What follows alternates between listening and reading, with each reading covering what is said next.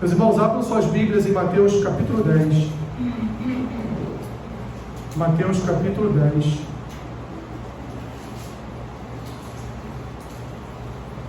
Versículo 34. Mateus 10, 34.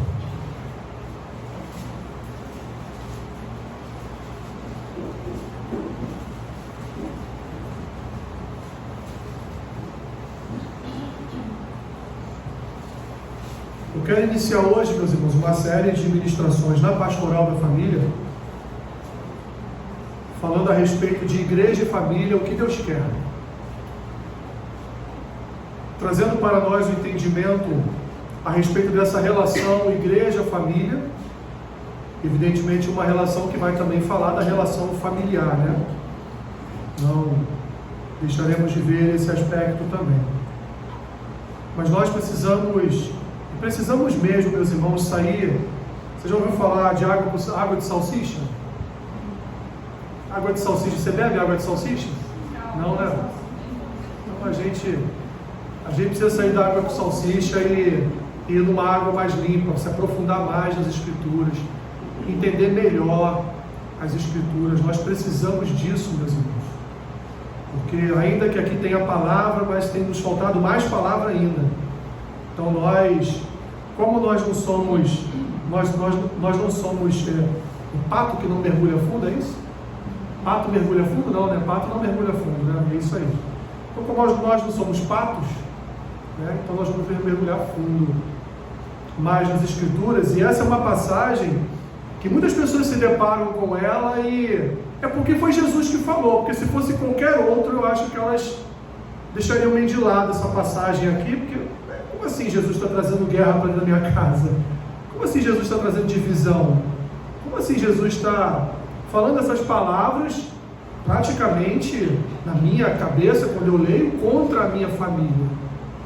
Contra meu pai, minha mãe, meu filho, minha filha. Que história é essa aqui dele colocar a briga entre nora e sogra? Que história é essa dele trazer todos esses problemas para dentro da minha casa? Então nós vamos começar a entender um pouquinho alguns aspectos dessa palavra. Então Mateus capítulo 10, versículo 34, ele vai dizer assim no seu Evangelho: não penseis que vim trazer paz à terra. Não vim trazer paz, mas espada. Pois vim causar divisão entre o homem e seu pai, entre a filha e sua mãe, e entre a nora e sua sogra. Assim os inimigos do homem serão os da sua própria casa. Quem ama seu pai ou sua mãe mais do que a mim, não é digno de mim. Quem ama seu filho ou sua filha mais do que a mim, não é digno de mim. E quem não toma sua cruz e vem após mim, não é digno de mim. Quem acha sua vida, perdê-la-á. Quem todavia perde a vida por minha causa, achá-la-á. Até aqui, meus irmãos. Senhor, eu te peço nessa manhã derramar especial da tua graça, da tua misericórdia, da tua sabedoria sobre a minha vida, Pai, para que eu consiga transmitir a verdade da tua palavra como uma boa semente lançada no coração dos meus irmãos e irmãs. Abençoa-nos, Senhor, nesta manhã, em nome de Jesus. Amém. Vou sentar.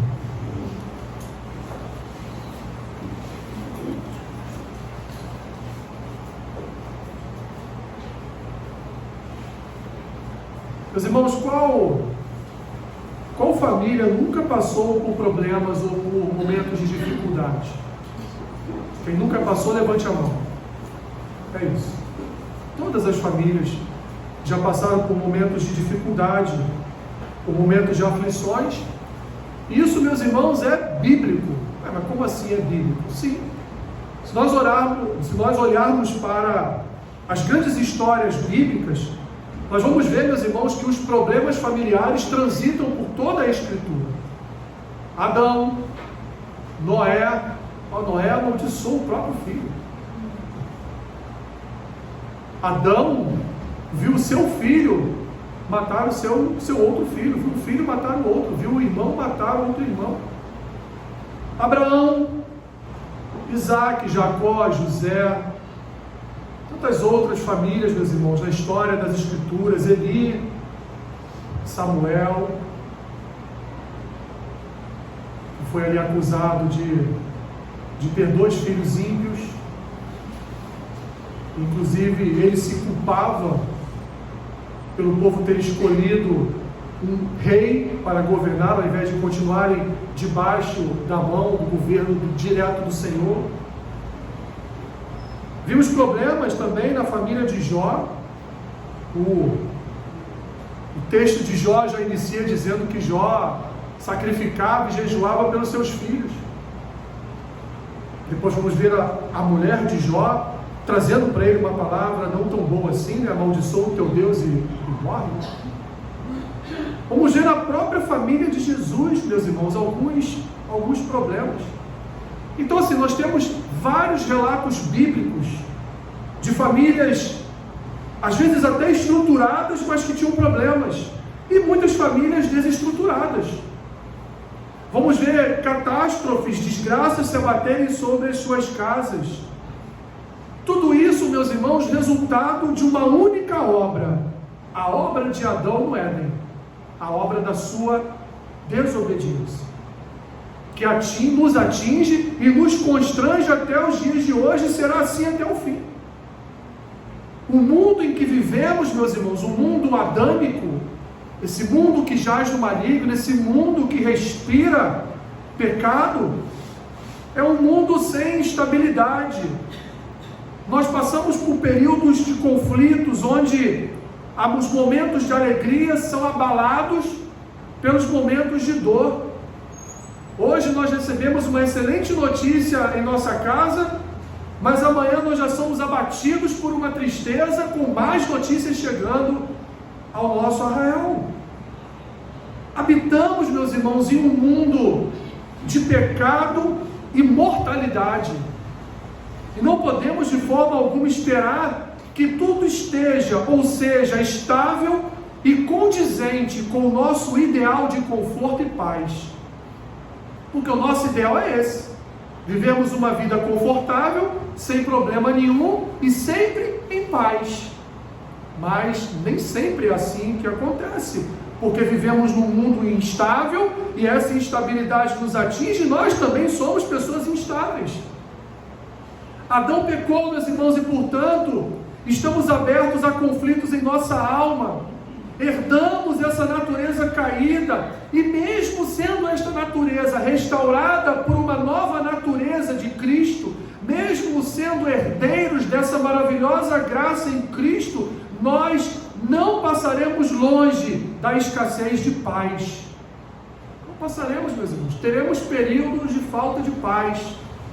Teremos períodos em que colocaremos a nossa cabeça no travesseiro e não conseguiremos dormir pensando no amanhã, pensando nos problemas que ultrapassam as noites e que nós às vezes não conseguimos resolver, que nós não conseguimos dar conta. Olha o que Jó diz no capítulo 5, versículo 7 do seu livro: o homem nasce para a aflição, tão certamente quanto as faíscas voam para cima. Apesar, meus irmãos, de sermos filhos de Deus, apesar de olharmos para o Salmo 91 e vermos ali claramente como a boa mão de Deus está sobre nós, nos guarda, nos protege dos nossos inimigos, dos nossos adversários, e muitas vezes até mesmo da nossa alma, nós não seremos poupados por completo do passar por aflições. O próprio Senhor Jesus disse o quê? Registrado no Evangelho de João: no mundo tereis aflições, mas tende bom ânimo, porque eu venci o mundo. Nós não passaremos, meus irmãos, por essa vida sem enfrentarmos doenças, ou nossas, ou da nossa parentela. Nós não passaremos por essa vida sem enfrentarmos dificuldades oriundas de pecados nos nossos corações. Não passaremos por essa vida sem enfrentar desafios que se colocam diante de nós e que nós, na grande maioria das vezes, não sabemos como resolver. E aí caímos na dependência daquele que é capaz de resolver todas as coisas. A doença, a morte vai nos atingir, meus irmãos, a qualquer momento. E aí abro aqui um parênteses, né? Em pregações aí que dizem que o crente que fica doente, ele não tem fé, né?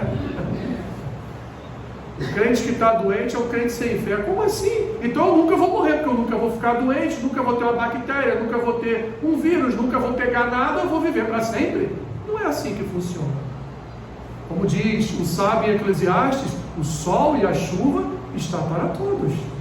Se você sair ali e estiver chovendo no final do culto e não abrir seu guarda-chuva, você vai se molhar. Você acha que a mão de Deus vai estar sobre você te protegendo da chuva? Você vai pegar chuva. Sinto muito em lhe informar, mas é assim que acontece. Sempre recorremos, meus irmãos, ao nosso Senhor para nos livrar das dores. É assim que vivemos.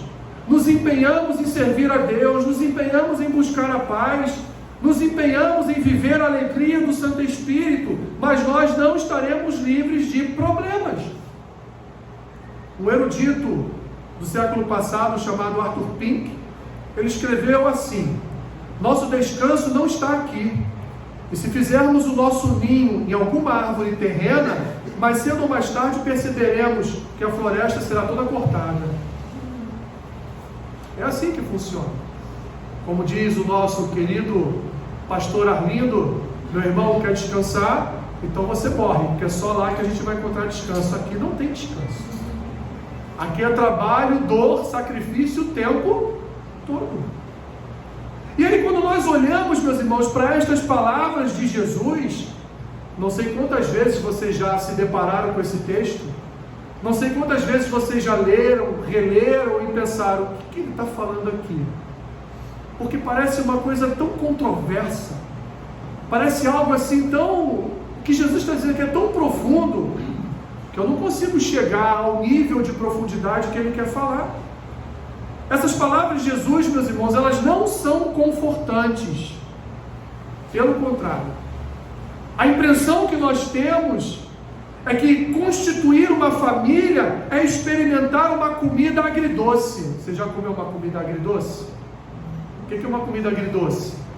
Que ela é salgada e doce ao mesmo tempo, né? Tem pessoas que não gostam, tem pessoas que gostam. Mas assim, é meio esquisito, né, comer uma comida agridoce, né? Eu não gosto, se bem que se você me convidar para almoçar na sua casa e me servir arroz, feijão e uma banana, eu como. Nossa, que delícia, né? A Érica já não come, ela acha nojento, mas eu me amargo. Para mim não tem problema nenhum. Se você botar um pastelzinho de banana então com arroz e feijão, eu tô dentro, né? Agora se você colocar arroz, feijão e uma barra de chocolate, eu já tô fora. Aí não. As brincadeiras à parte, meu irmão e minha irmã, parece assim que é experimentar uma comida agridoce, porque você não sabe se tem muito sal ou se tem muito açúcar. Você está ali no meio termo, você não sabe se vai ou se não vai. Porque aqueles que são noivos, quando olham para essas palavras de Jesus, eles pensam duas vezes: opa, peraí, então eu caso ou eu não caso? Eu crio um problema para a minha vida ou eu permaneço como eu estou, tranquilo, em paz? Quem se casou, meus irmãos, para experimentar o famoso felizes para sempre, descobriu após alguns anos que na verdade vai experimentar, e até a morte, o problemas para sempre. Porque casamento é um problema. Meu irmão e minha irmã, eu não estou dizendo que não é para as pessoas casarem, muito pelo contrário, porque o casamento ele é bíblico, ele é bom, ele é de Deus e ele é maravilhoso. Só que ele é problemático. Constituir uma família não é para qualquer pessoa. E é por isso que o apóstolo Paulo, quando escreve aos Coríntios, ele diz: olha, pense bem. Porque às vezes é melhor você permanecer solteiro. Se você pode permanecer solteiro, permaneça solteiro e sirva a Deus de todo o teu coração. Mas quando você casa, você divide a sua atenção com o seu cônjuge, com a sua esposa ou com o seu marido, e você não tem mais tanta atenção assim que deveria ser dada ao Senhor. É isso que Paulo quer dizer. Mas Paulo não está dizendo que casar é ruim. Muito pelo contrário, ele está dizendo que casar traz uma série de responsabilidades que devem ser atendidas. Mas o nosso entendimento de família, meus irmãos, ele é deveras deturpado pelo desejo humano de felicidade plena. E nós precisamos entender que Adão, ele nos vocacionou para sermos fontes de problema. Adão, ele transformou toda a sua herança, todos os seus herdeiros, em fontes de problema. E é isso que Jesus quer dizer nesse texto. Não é que ele não abençoe as famílias, é que ele sabe que as famílias terão problemas, principalmente aquelas que estão diante do Senhor. Meu irmão, minha irmã, a família biológica, como nós conhecemos, a nossa família, ela provará um futuro glorioso somente depois de morrer e ressuscitar. Então, se você quer uma família gloriosa aqui na terra, desista. Você não vai ter. Família gloriosa só depois da nossa morte e ressurreição. E nem será essa família que você conhece hoje. Será a família de Deus. Todos reunidos diante do Senhor como uma só família. Mas primeiro, nós passaremos por contendas, experimentaremos o amargor das feridas não cicatrizadas, a espada que denuncia a inconstância em nossas relações, ela está posta, como disse aqui o Senhor Jesus, a dor profunda da perda e tantas outras experiências perturbadoras das nossas almas, que afetam dia após dia a nossa casa, a nossa família. Porque, meus irmãos, a nossa família é a maior fonte dos nossos problemas. Não é o seu trabalho, não é o seu vizinho, não é o seu pastor, não é a sua igreja, não é o seu irmão na igreja. A nossa maior fonte de problemas é a nossa família. Onde está escrito isso? Versículos 35 e 36. Vim causar divisão entre o homem e seu pai, entre a filha e sua mãe, entre a nora e sua sogra. Assim, os inimigos do homem são quem? Os inimigos do homem não são seus chefes. Os inimigos dos homens não são os governos. Os inimigos dos homens, e que pese serem também, mas os maiores inimigos dos homens são os da sua própria casa. Querida igreja, o que Jesus está dizendo é que Ele não veio para ser moldado pelas famílias, mas sim para que as famílias fossem moldadas por Ele. Ele não veio para ser usado pelas famílias, Ele veio para usar as famílias pela causa do seu nome. A família precisa viver a vida messiânica de abdicação, para só então poder viver a vida messiânica de glória. A família, meus irmãos, em primeiro lugar, deve passar pela teologia da cruz, antes de passar pela teologia da glória. Nós precisamos entender isso. E a pergunta é: as famílias da igreja no século 21 estão seguindo qual padrão? O padrão adâmico de família ou o padrão bíblico de família? As famílias hoje que constituem o corpo de Cristo no século 21, elas querem uma igreja que seja moldada a elas, ou elas querem ser moldadas àquilo que as Escrituras nos ensinam como prioridade em uma família? Salomão, quando escreveu grande parte dos provérbios, e quem está acompanhando aí às quartas-feiras o livro de provérbios com a gente, vai perceber que Salomão escreveu grande parte dos provérbios para o seu filho, para educar o seu filho, em primeiro lugar, forjando no coração dele um caráter cristão, para só depois ele então formar uma família e forjar essa família dentro de um caráter cristão. E aí então, meus irmãos, extraindo dessa palavra do Senhor Jesus, após essa breve introdução, eu quero tocar em 3 pontos com vocês. Em primeiro lugar, E aí, essa visão mundana de família que tem nos atrapalhado. A família, meus irmãos, não é mais importante do que a sua vida com Deus.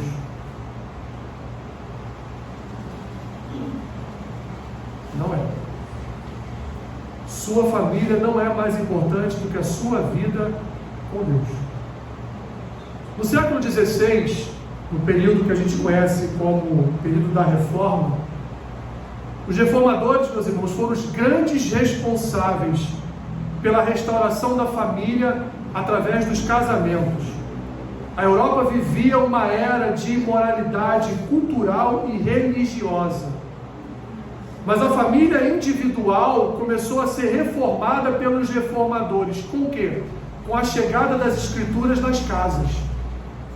Com a chegada da Bíblia nas casas das pessoas simples, sem que elas tivessem só a necessidade de ir à igreja para ouvir um pastor pregar as escrituras, ou naquele tempo para a homilia católica, que eles não entendiam nada porque era feito em latim.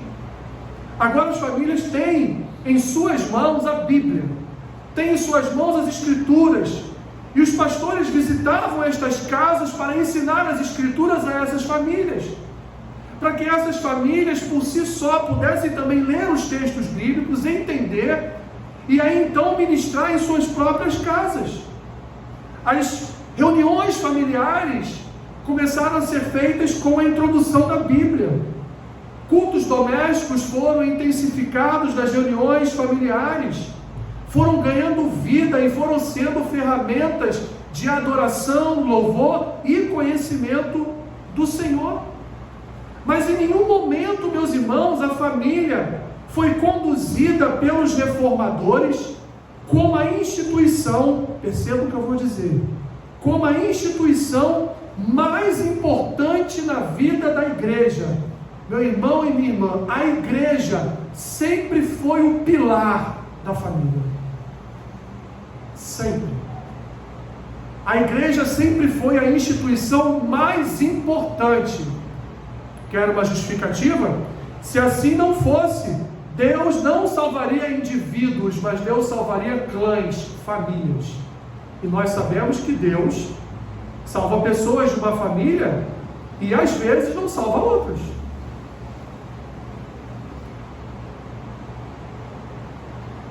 Porque Deus está reunindo o quê? Uma grande família para a eternidade com Ele. Por isso que a minha família não é mais importante do que a minha vida com Deus.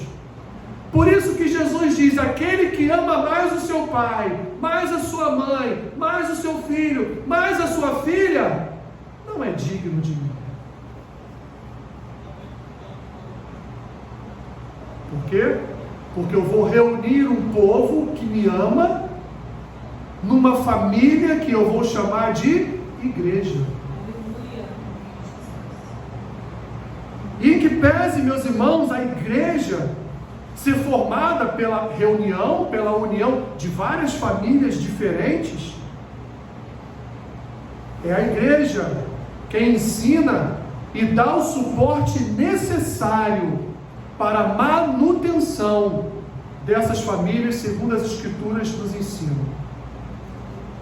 Aconselhamento bíblico pastoral, aconselhamento bíblico entre irmãos, oração, jejuns, tudo isso parte de um trabalho da igreja para sustentar, abençoar, edificar as famílias. O próprio Senhor Jesus vai estabelecer limites para a família. E qual é o limite? O limite é: você não pode amar o seu pai, a sua mãe, o seu filho, a sua filha, o seu irmão, a sua irmã, o seu tio, a sua tia, o seu avô, a sua avó, nem o irmão da sua igreja mais do que a mim. E as Escrituras nos ensinam que Jesus é o cabeça de quem? Ele não é o cabeça da família. Ele é o cabeça da sua grande família. A família, meus irmãos, ela foi sim a primeira instituição formada por Deus. Está lá em Gênesis capítulo 2, já vimos isso aqui várias vezes. Mas o lugar onde essa primeira família habitaria foi formado primeiro que ela. Onde Adão e Eva habitaram? Do que eles cuidaram? Do jardim do Éden. Percebam, meus irmãos, que o Éden já é uma formatação futura daquilo que seria uma igreja, onde famílias estariam reunidas e cuidando daquilo que Deus criou, porque a igreja já fazia parte do plano eterno de Deus.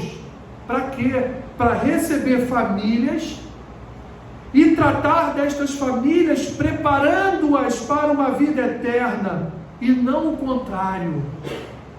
É a igreja que prepara o povo de Deus para a vida eterna. E é por isso então, meus irmãos, que as Escrituras, elas jamais vão corroborar com a figura dos desigrejados. Aqueles que se consideram crentes desigrejados não amam Jesus, mas sim suas próprias paixões. Não querem se submeter a um corpo, não querem se submeter a uma autoridade, não querem se submeter a uma palavra. Então formam no seu clã, na sua casa, uma que eles chamam de igreja, mas não é igreja, porque não tem doutrina, porque não tem regra de fé, porque não tem, agora falando, não tem nem CNPJ, não é igreja.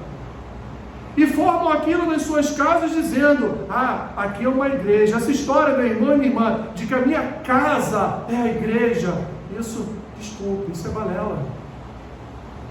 Isso é dito por quem não quer frequentar a igreja. Isso é dito por quem quer desautorizar a autoridade da igreja sobre a vida de um corpo. A minha casa não é uma igreja. A minha casa é minha casa, é onde minha família habita. Eu não vou transformar a minha casa numa igreja, porque eu tenho uma igreja onde congregar, porque eu tenho uma igreja onde eu sou membro, porque eu tenho uma igreja onde eu posso recorrer ao pastor, onde eu posso recorrer a irmãos e irmãs, porque eu tenho uma igreja onde eu adoro ao Senhor todos os domingos, ou durante a semana. Mas a minha casa, ela não é uma igreja. A minha casa é uma casa, é uma família, é onde o Espírito Santo está, ok, é onde Deus se encontra também, nas nossas reuniões familiares, nas nossas orações, nos nossos jejuns, mas a minha casa, ela não é igreja. E a partir, meus irmãos, desta frase, muitas pessoas começaram a abandonar a igreja, porque já que eu sou a igreja, já que a minha casa pode ser igreja, para que eu vou para a igreja? Para quê? Alguns vão dizer: eu não preciso da igreja, eu oro em casa. Eu não preciso da igreja, eu adoro ao Senhor em casa. Eu não preciso da igreja. Está lá todo domingo de manhã, eu coloco lá no culto ao vivo e assisto o culto.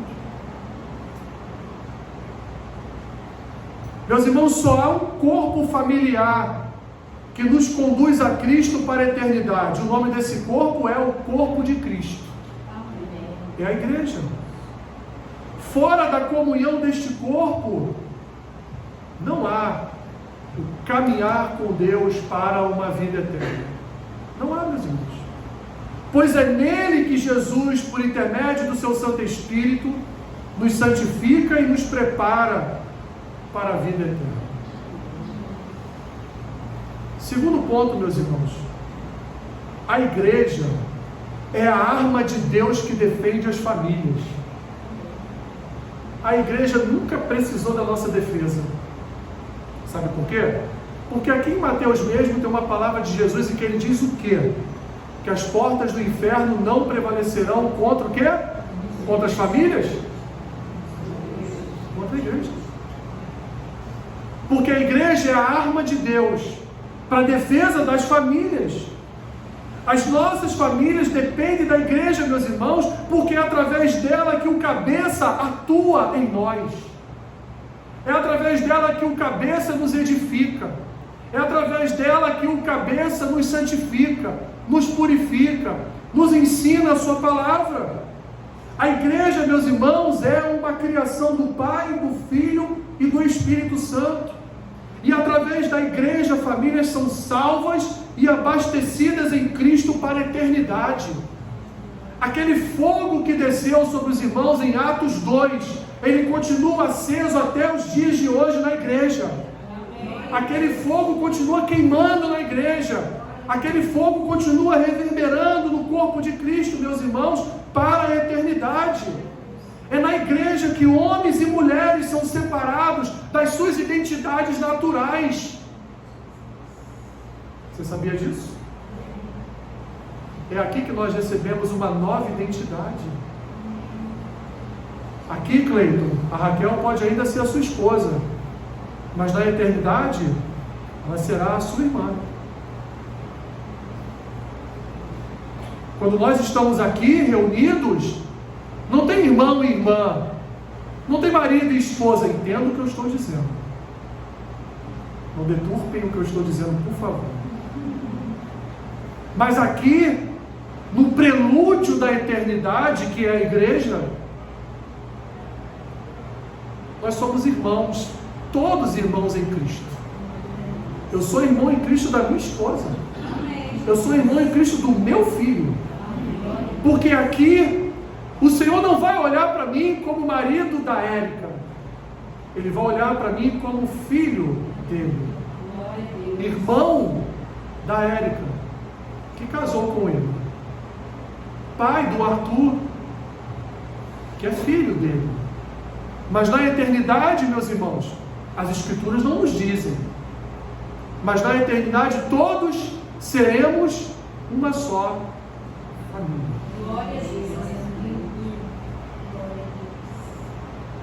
É na igreja de Cristo, meus irmãos, que perdemos as nossas vidas. É na igreja de Cristo que entendemos que devemos tomar a nossa cruz. É na igreja de Cristo que identificamos nossa missão diante de Deus. É na igreja de Cristo que nós crucificamos a nossa velha maneira de pensar, até mesmo sobre a igreja. A igreja não é segundo plano em nossas vidas, porque as nossas famílias dependem da igreja. E aí eu quero te levar a uma palavra de Paulo em Efésios. Abra aí para você acompanhar a leitura. Efésios capítulo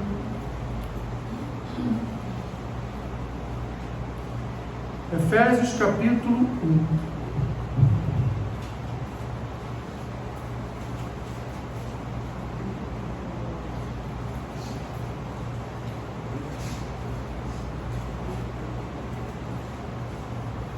Versículo 15. Efésios 1, 15.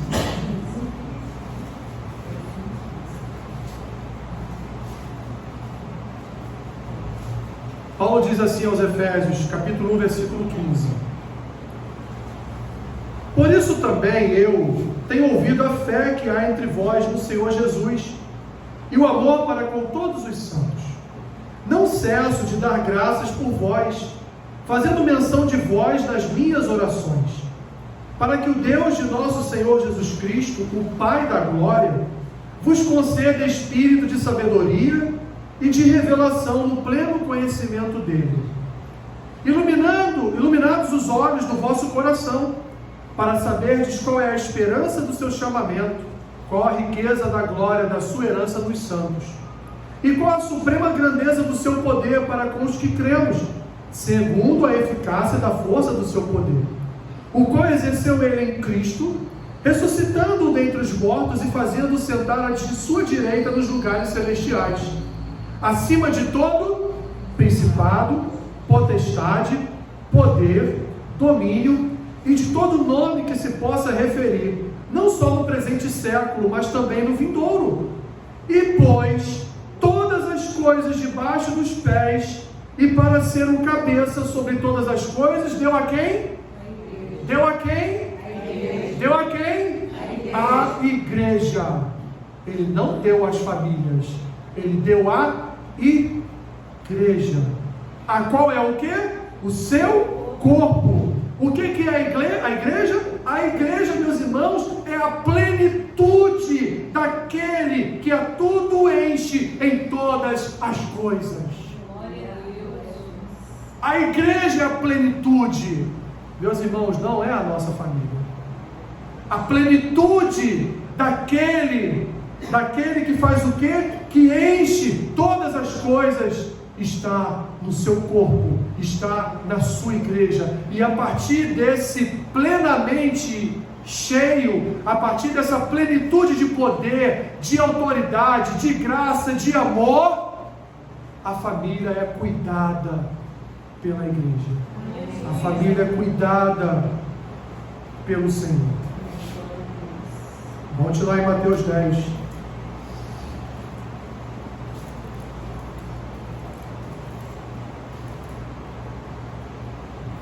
Por último, meus irmãos,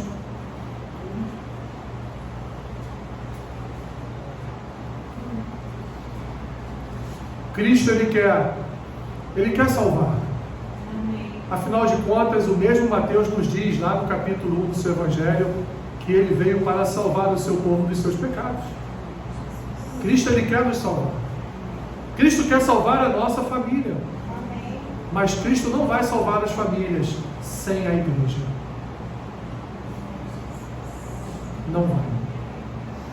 Cristo não salva quem não é membro do seu corpo. Cristo não salva quem não está debaixo da sua autoridade como o cabeça do corpo. Ele vai dizer, versículos 38 e 39: quem não toma a sua cruz e vem após mim, não é digno de mim. Quem acha a sua vida, perdê-la-á. Quem todavia perde a vida por minha causa, achá-la. Jesus nos indica o caminho, nos indica a direção. As fortes declarações de Jesus, no nosso tempo, meus irmãos, esvaziariam muitas igrejas.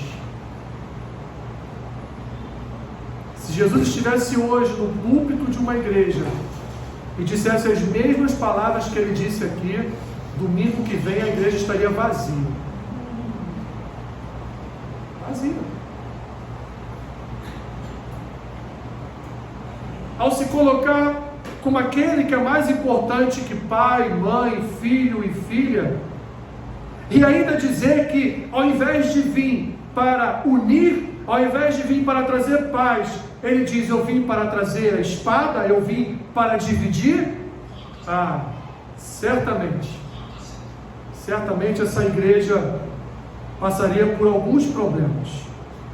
Quantos, inclusive, meus irmãos, quando se deparam com esse texto, não acham essas palavras um pouco que absurdas, que doem aos seus ouvidos?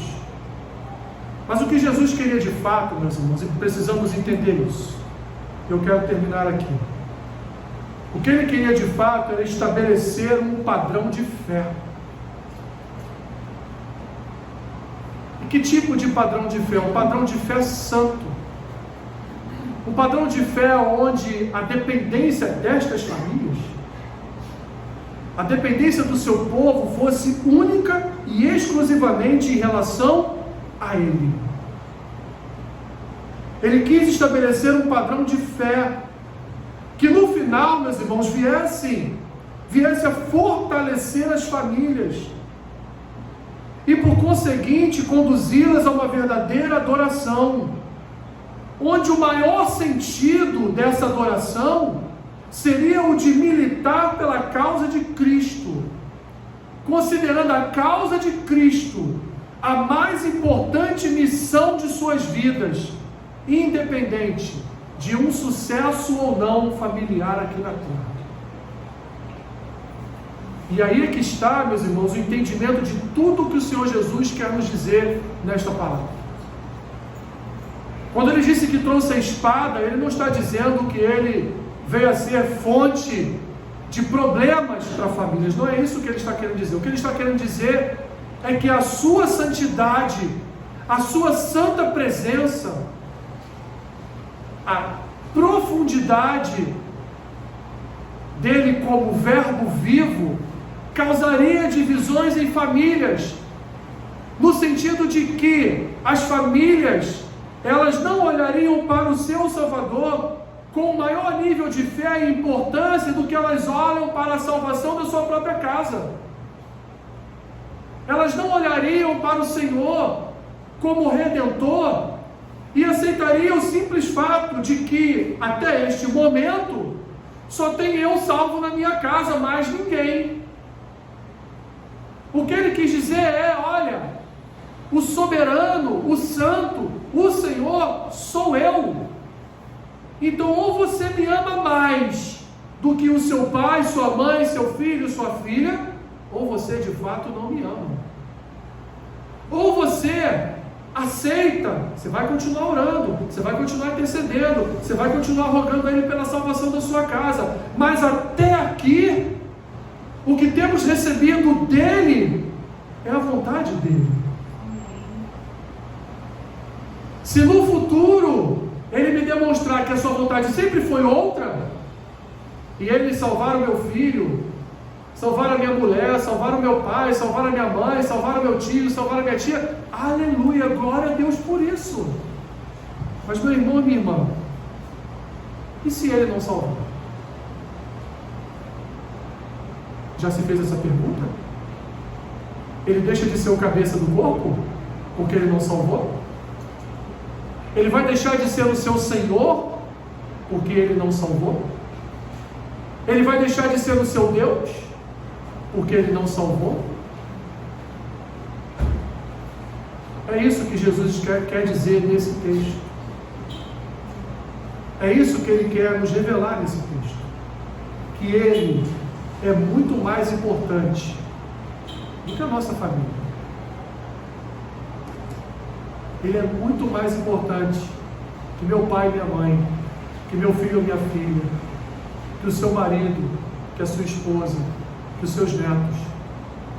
Ele quer ter a primazia dos nossos corações. Ele quer ser o primeiro na nossa casa, para que Ele venha atuar da forma que Ele quer atuar, não só em nossas vidas, mas também em nossa casa.